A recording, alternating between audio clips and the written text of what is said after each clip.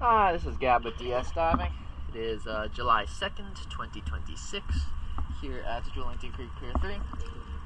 Just getting another look at the SeaHunt. It looks like there was perhaps something wrong with the first cleaning, so I came in and took a look.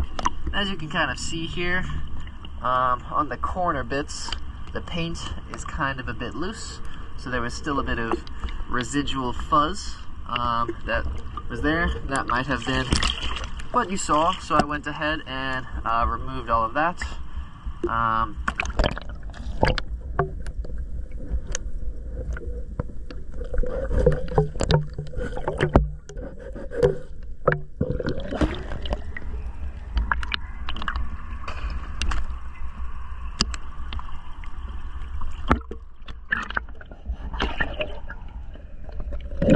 I'll just go ahead and get another video showing the boat.